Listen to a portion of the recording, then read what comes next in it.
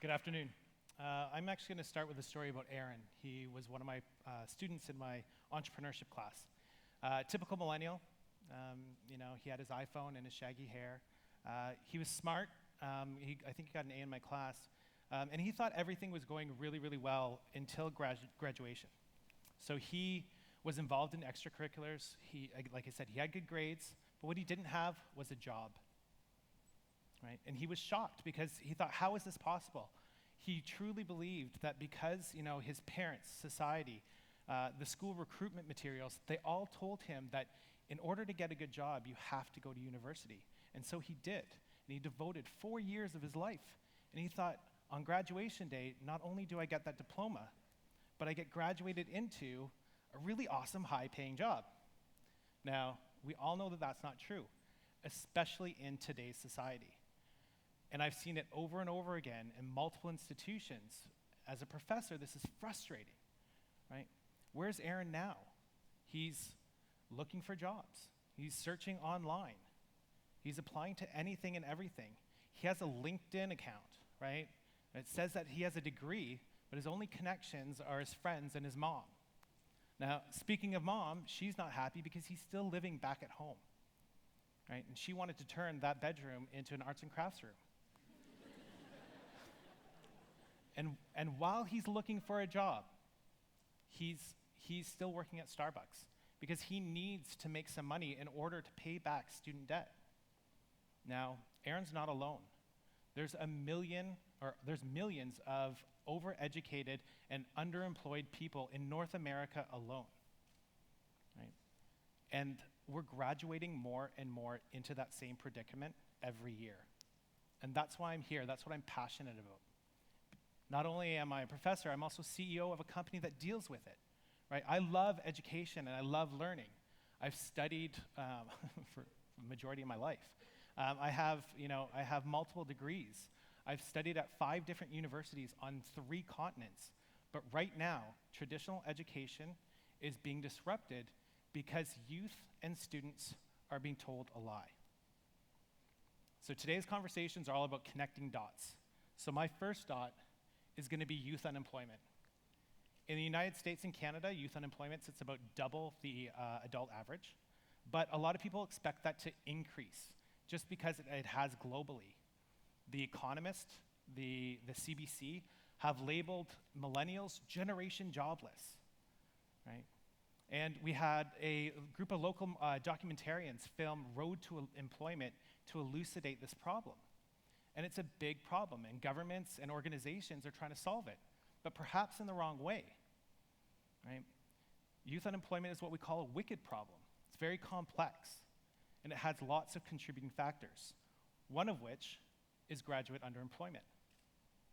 So graduate underemployment, according to the New York Fed, sits at 44%. That means that 44% of recent grads are in jobs that didn't require them to go to school. The Economic Policy Institute that referenced the Fed work, they did a study on the graduating class of 2014, kind of where are they now a year after they graduated. They found 11% are unemployed. We know that 44% are underemployed. 27% are back in school getting more education. That leaves 18%. 18% of graduates, of recent graduates, are in jobs that required them to go to school. How many of you are students? Tomorrow, when you go to class, I want you to pick the 4 closest people to you and realize that statistically speaking, one of you will get a job upon graduation. One of you will go back to school, and 3 of you will be stuck in Aaron's position looking for relevant work. Okay. So why is graduate underemployment so high? Well, why isn't Aaron getting a job? Well, there's 2 trends that are happening between the juncture of work and school right now that are affecting it. The first, the skills gap. The skills gap between academia and industry is at its widest point in history. According to Career Builder, they did a study, they found that 19% of companies believe that academic institutions are adequately preparing their students for work. Gallup poll puts it at 11%. As a professor, that's maddening. As a CEO, I totally get it. You see, industry and technology is moving so fast that I know what's coming through the pipeline at schools, and the students don't have the skills that I require. So I can't hire them. Number 2, employee turnover. Employee turnover, according to the Hay Group, is at its highest point in history. Right? The CEB did a study, and they found that 50% of recruitment is classified as a failure. That means that within 1 year, the person either quit or was fired. Now, recruiting, hiring, firing, training, lost productivity, lost sales, all of that is really expensive. So if I'm a company and I can't take that risk of that money, then I put off hiring. I make those people that are my current employees maybe work a little harder until I can afford to take that risk. So our economy is actually not growing at the rate that it could be because companies are actually postponing hiring because they can't find that right fit. Now, why is employee turnover so high? Well, I'm not one to blame millennials like many of the studies out there. I actually blame the institutional structures that we've built for millennials.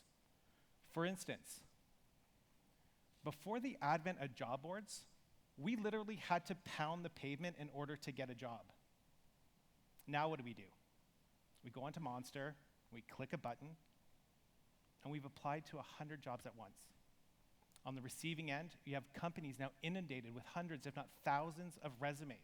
And how do they distill all of those resumes down to that one single hire?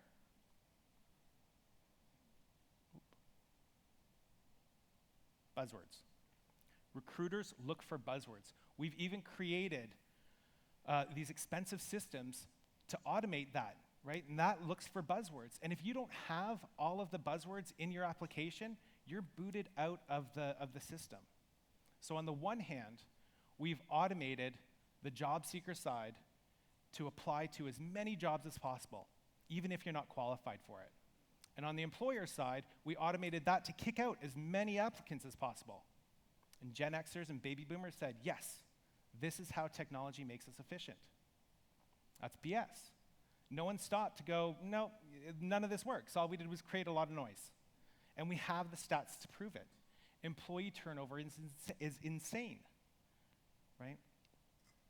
We know that the odds of that perfect candidate, they're the best candidate, in order for that person to put all of the requisite buzzwords into their application is near impossible, right? Unless they take the job description, copy and paste it, and put it into their resume, right? It's called resume crafting. And that's what schools teach us to do, right? They have these resume clinics because they want to help us get a job. It doesn't matter which job, just a job, because they're under pressure, because we have graduate employment metrics, right? They're measured against that. How many students get jobs after graduation? That's one of the things that we measure them on. One of our competitors in the UK, their way to get school buy-in is to call every single student on their site a freelancer, so that technically speaking, the day they graduate, they already have a job. And so their school recruitment materials can say 96% of our graduates get a job 6 months out. And the next generation of Aarons are sucked into that lie, right? Sucked into that cycle.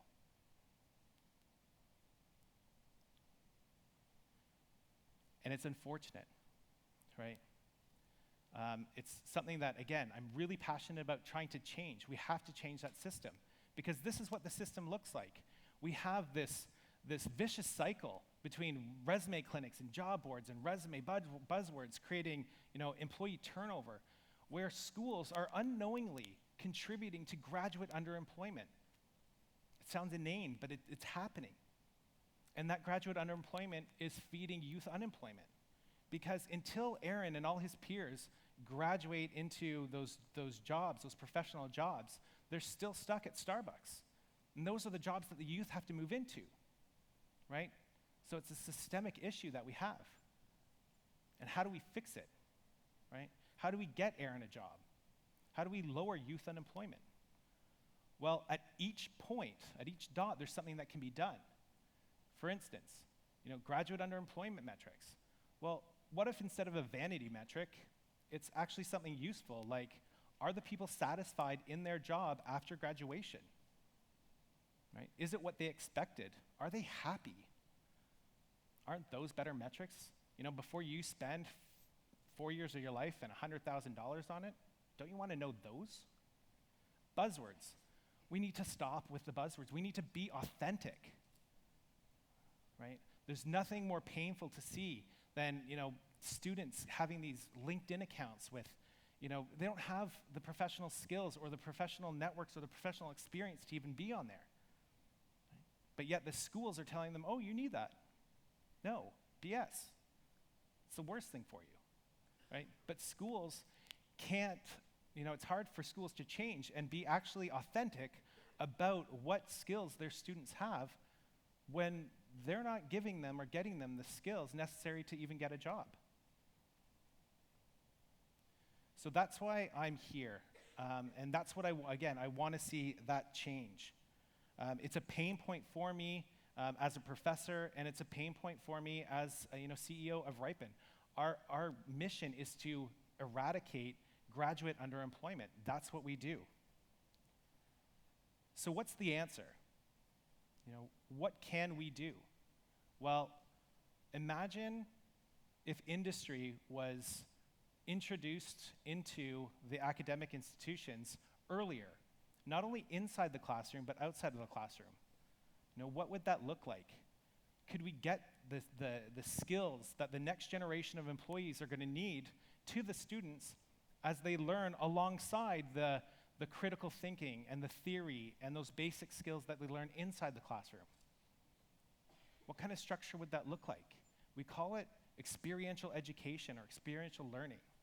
We need more of it, not just co-op and internships, right? Imagine if the exact same document that a student submitted to a professor for a grade was applied to an industry partner, a nonprofit or a startup or whatever, and then that industry partner validated the skills that the person had. That's the world where we get students actual skills. Imagine alongside your Simon Fraser University degree, you got a microaccreditation from Hootsuite University or Unbounce College or McKinsey University. All of these things exist, right? And we have the technology today. All industry has to do is rethink the recruitment process. And those systems that they have, those expensive systems, need to be realized for what they are. They're sunk costs of an outdated system that only contribute to high HR costs and make the companies less competitive, right? You're not finding top talent that way, and you're not getting the next generation of employees having more advanced employability skills. That's what's needed. But I'll take it a step further. What if career centers and schools no longer did resume clinics? And instead of telling you how to get a job, they found out more about you, what you liked, what skills you had, what skills you didn't have in order for you to get that dream job. I did my second master's in France. In the first 2 weeks of class, we didn't have a single class. They gave us personality quizzes and IQ tests and emotional intelligence tests. They brought in HR directors and recruiters, and they interviewed us at different intervals. We did case competitions and group work where industry people actually sat around the outside and watched us, how we interacted with people in our group. Then at the end of this, what they gave us was a printout of who we were as students and who we were as people. It told us which career paths we would be most successful on, what our strengths and what our weaknesses were. For our strengths, they said, over the next year, we're going to provide you with workshops to build those strengths, because those are what you're going to be hired for. And for your weaknesses, we're going to give you information in order for you to manage those, because those are what you'll get fired for. Right? It was awesome. It told me so much about myself, right? And they said I would be successful if, having the right fit for one of 3 jobs: being a professor, being an entrepreneur, or be the UN Secretary General. Hey, 2 out of 3 ain't bad. But that's what I want to see. I want to see a world where all students know that level about themselves, about their skills, where they fit in on teams, where they fit in on projects, in the economy, in society, right? That level. Imagine how much more productive we'd be, how much more efficient we'd be, how many more jobs we'd create, and how much more engaged people would be in those jobs if they finally had the right fit. That's the world I want to see. That's the world where Aaron gets a job and Aaron's mom's happy, right?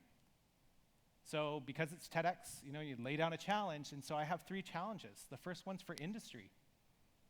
Engage with education early and start investing in your future employees.